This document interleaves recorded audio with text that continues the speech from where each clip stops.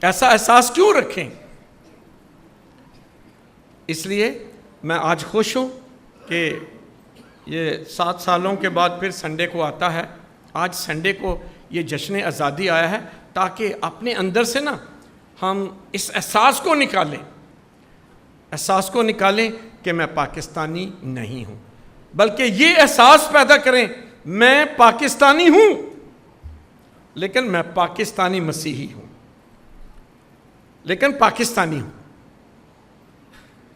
क्यों? वो तो पहले ही कह रहे ने कि ये नहीं पाकिस्तानी, तो जैसे भी कहना शुरू कर देता असी पाकिस्तानी नहीं हाँ, तो फिर असी कौन हाँ? हम कहें हम पाकिस्तानी हैं। हम अपनी हस्ती, अपने वजूद से इनकार न करें। मैं कहता हूं मैं पाकिस्तानी हूं, और फिर कहता हूं मैं भी पाकिस्तान हूं, तो भी पाकिस्तान है।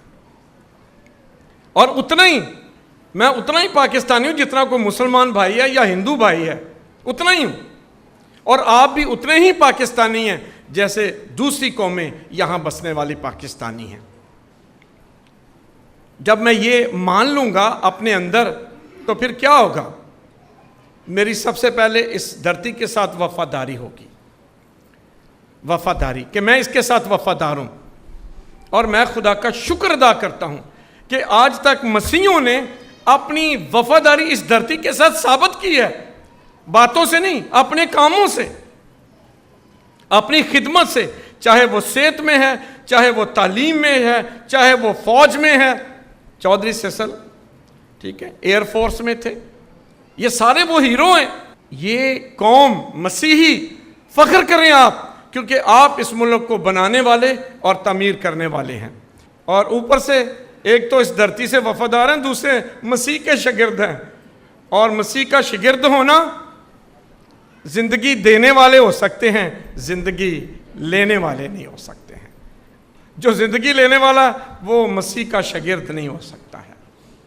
इसलिए मुझे फख्र है कि मैं पाकिस्तानी भी हूं और पाकिस्तानी मसीही भी हूं। मैं इस धरती पर मसीह का झंडा बुलंद कर रहा हूं। अपने मसीही होने पर भी फख्र करें। अब जो कभी कभी हमारे दिलों में गुस्सा आता है, वो काहे का है? गुस्सा वाजिब और दुरुस्त है। मैं कभी भी नहीं कहूँगा कि यहाँ हमें बराबर के हकूक़ हासिल हैं। मैं तो नहीं कहता, मैं पब्लिकली कह रहा हूँ और ये टेलीविज़न पे भी चलेगा। मैं बराबर का शहरी बनने की कोशिश करता हूँ। मैं इस धरती का हूँ, इस धरती से वफादार ज़रूर हूँ, लेकिन जब हकूक़ की बात आती है तो लेक्चर जितने मर्जी कोई खड़ा होकर दे दे कि जी हमारे पास बराबर के हकूक़ हैं, ये सच नहीं है।